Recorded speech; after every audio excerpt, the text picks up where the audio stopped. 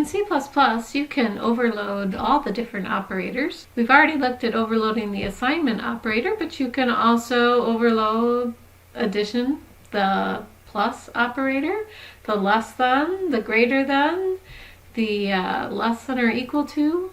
All sorts of operators can be overloaded. So when you overload an operator, you're looking for the keyword operator followed by the symbol that's being overloaded.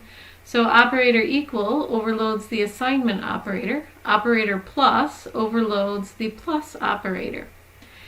This prototype goes into the declaration of the class that it's overloading. So when we wanted to overload the assignment on the temperature, we included that in our temperature class. The same thing if we wanted to overload the addition. For the prototype, in the header file, you need to declare the return type, the function name, and then the parameter that's going to be used. And this is the right-hand side of the operation. Let's take a closer look at that. So if we have defined an operator that's assignment, and then we're passing in this parameter called rValue, we really call it by just saying that we have two variables of some class, and then we assign one of the variables to the other variable, and that means RHS is going to be copied into, member-wise copied into LHS, and that's how the assignment works. Well, that's not how most of our methods work. We usually call these methods by doing something like LHS dot operator equal and pass in what we want to be the parameter, which in this case is our RHS. So this is the more familiar syntax. We have an instance of a class. We use a dot and pass in the method name, and then we pass in the parameter. Because these are operators, we're used to using a left-hand side and a right-hand side. The left-hand side is really this. And so if we called operator equal, this LHS would be this, and then the right-hand side would be the parameter.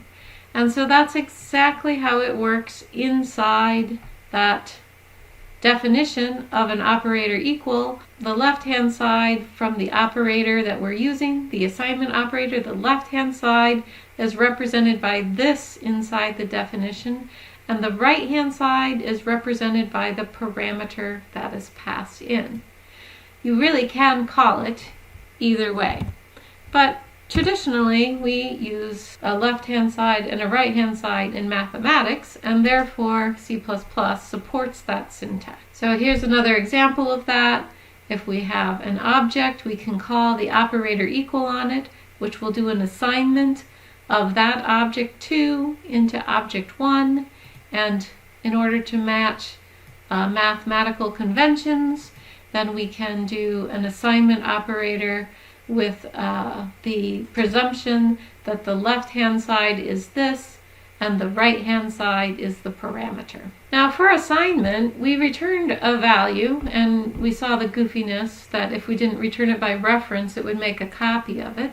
And it really didn't make a lot of sense that we were returning the value, because we were doing a member-wise copy of everything in 3 into the 2.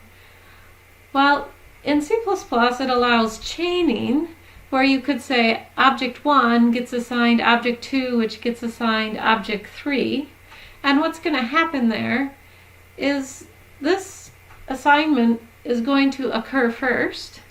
And because we're returning a reference to the result, then it takes that result and assigns, does the member-wise copy of that result into object 1. So object 3 gets assigned and does a member-wise copy into object 2, and the result of that is assigned into object 1, and that's why we need this return value. If we didn't chain them together, we could have just returned void. Since we're not returning void, we want to return this, because this is the left-hand side of the object 1 is assigned object 3, and that left-hand side that has already been updated with the assignment is then assigned to the object 1.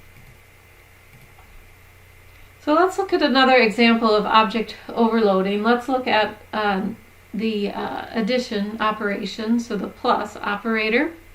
And we want to create a definition of how we add two temperatures together.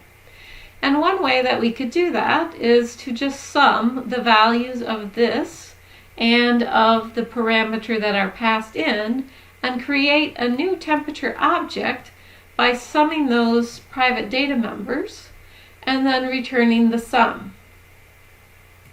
So the usage of that, if we declare variables with a right-hand side, a left-hand side, and the sum, we can assign the result of a left-hand side plus the right-hand side to the sum.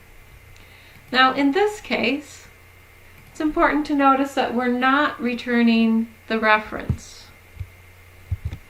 When we return the reference, it's just an address, right? And so if we were to create a temperature named sum here locally, and we were to return that sum, as soon as these curly braces close, this local variable goes out of scope and it disappears, and we've passed back the address of that to be used in the main program of something that has gone out of scope and no longer exists. So it's very important, if you are going to return the sum here that you created as a local variable, that you do return it as the class type so that it makes a copy of that sum that is then used in main, and that copy is available in the main program, and we can have the sum be the temperature that is the result of summing the two temperatures.